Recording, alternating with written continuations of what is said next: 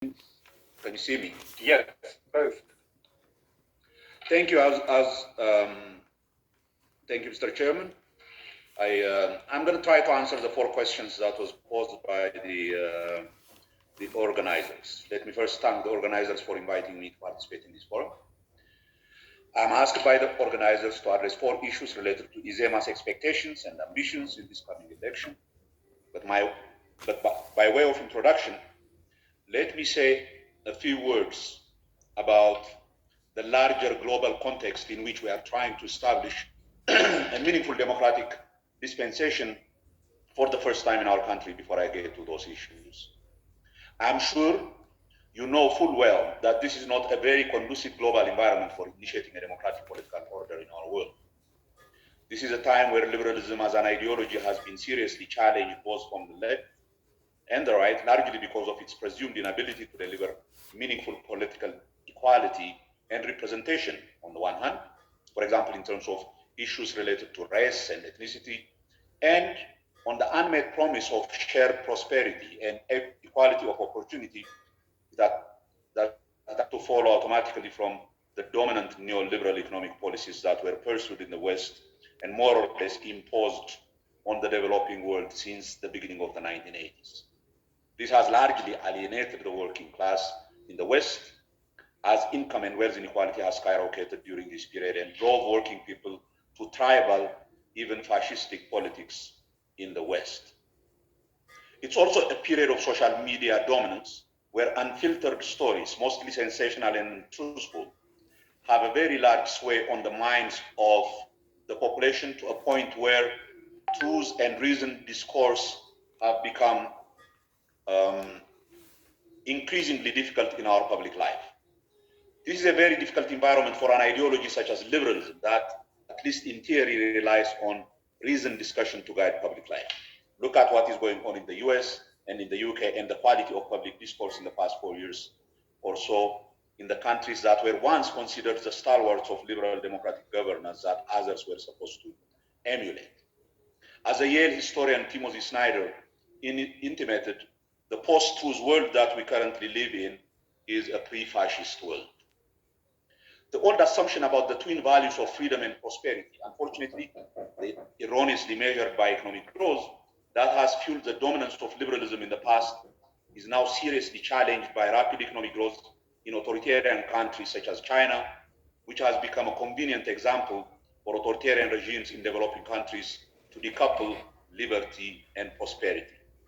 The foreign policy of the West, largely informed by the realist school, which insists on the primacy of economic liberalism at the expense of political and individual liberty, has also significantly degraded liberal ideologies' value as intellectuals in developing countries associated such policies as manifestations of Western hypocrisy.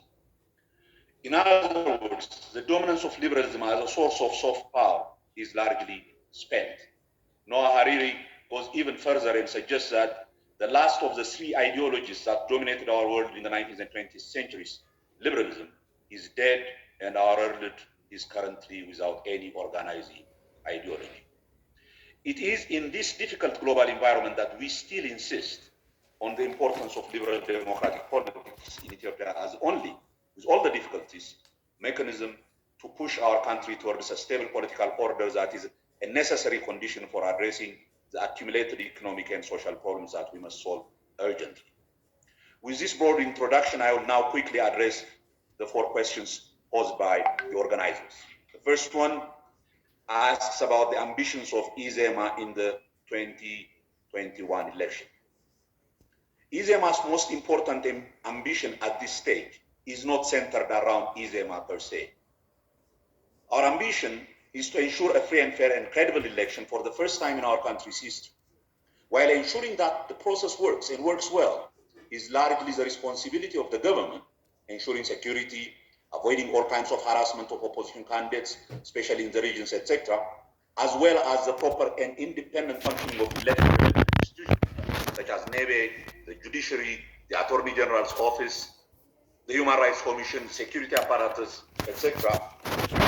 We as opposition parties also have a significant role in ensuring that we play by the established rules. and will not be cause for any kind of disturbance by cynically using the election platform for sowing discord within the community.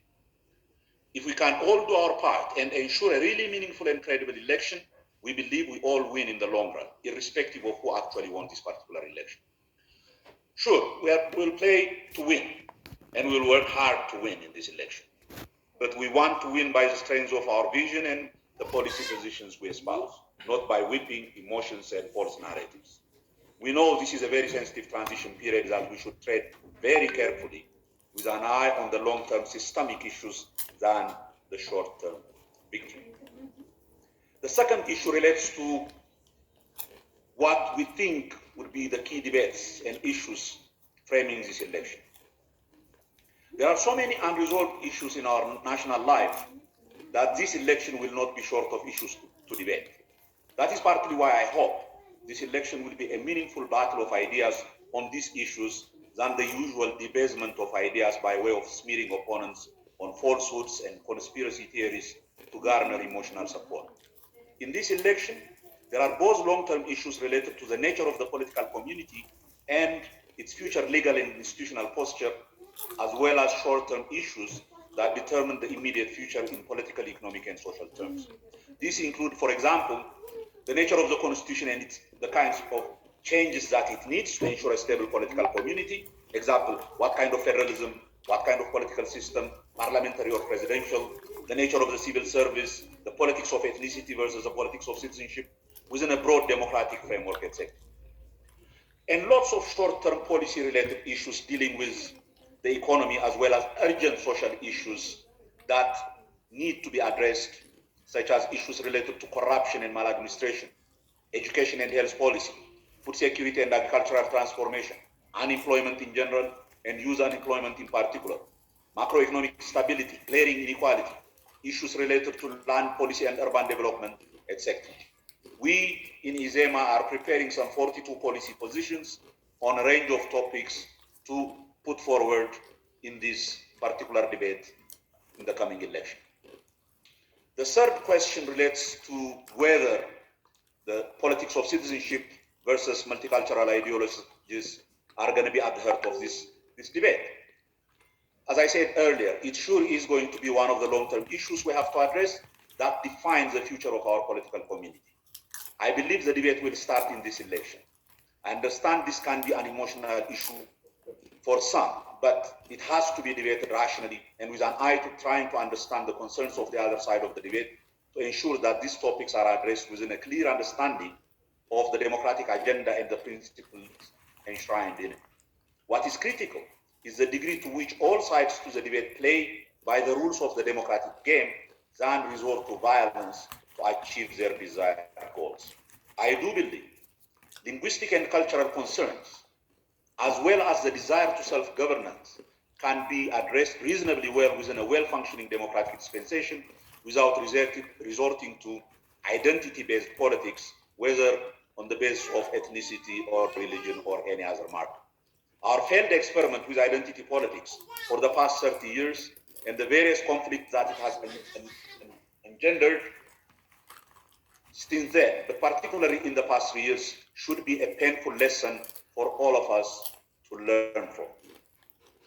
The fourth question that I was asked to address is whether there are potential parallels with the upcoming elections in relation to 2005.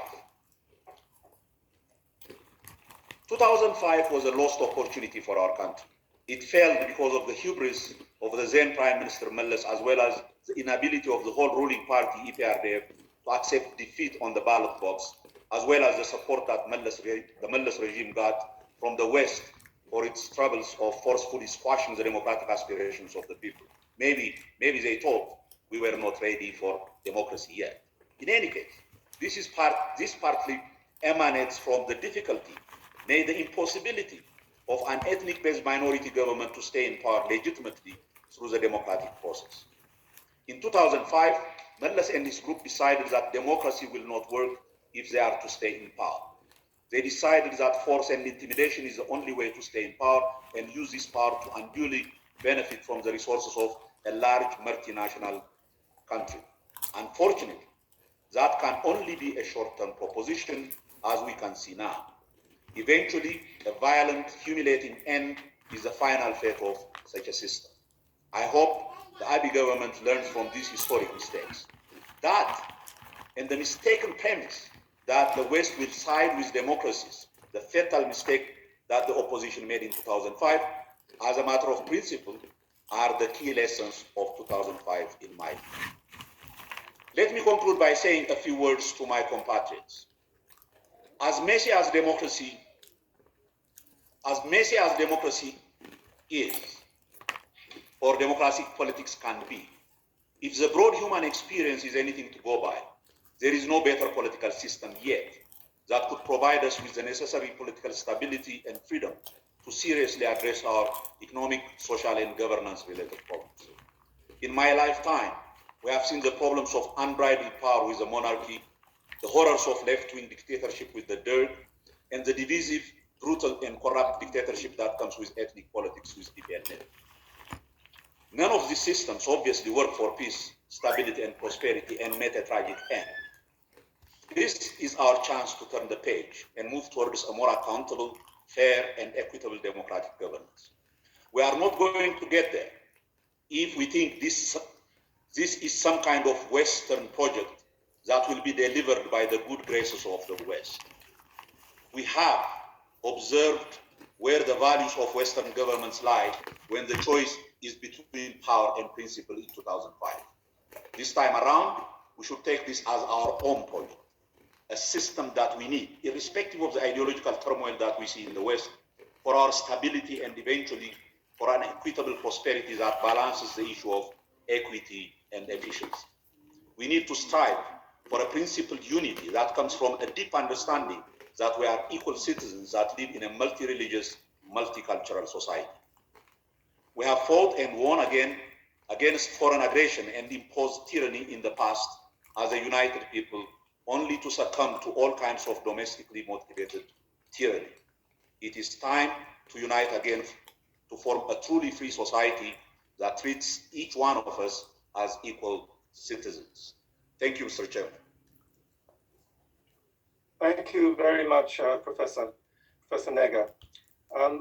Well, that concludes the presentations in this panel.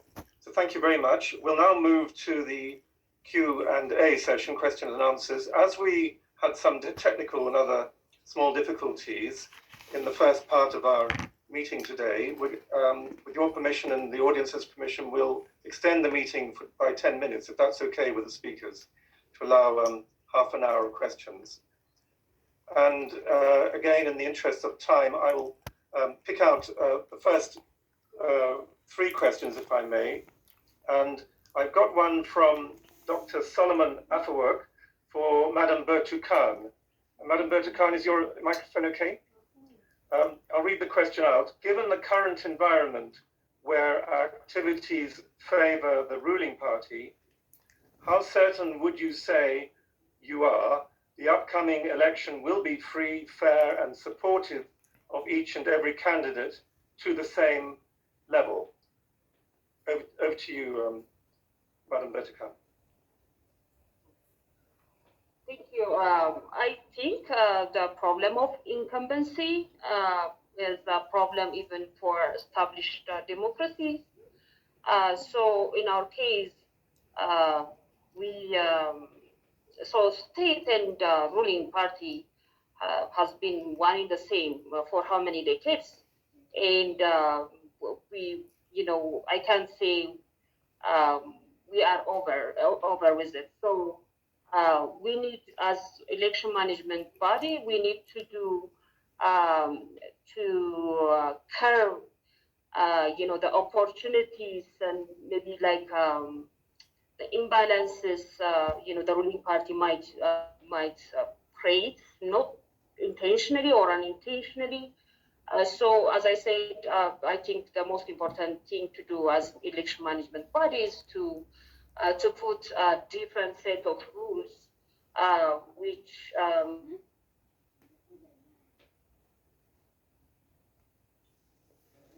Is your microphone okay, Madam Bertu? We've lost you there.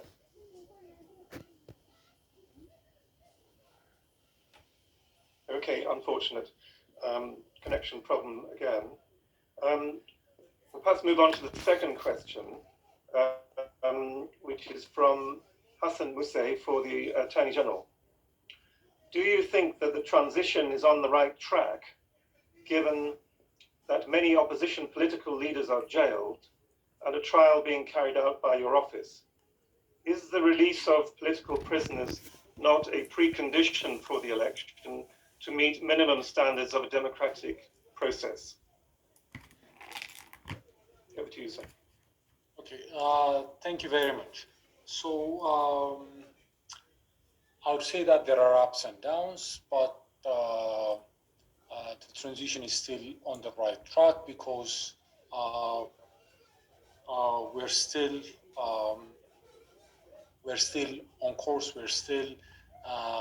There is still commitment both from the side of the opposition and the government to see this project through. So despite the challenge, despite the ups and downs, I would say that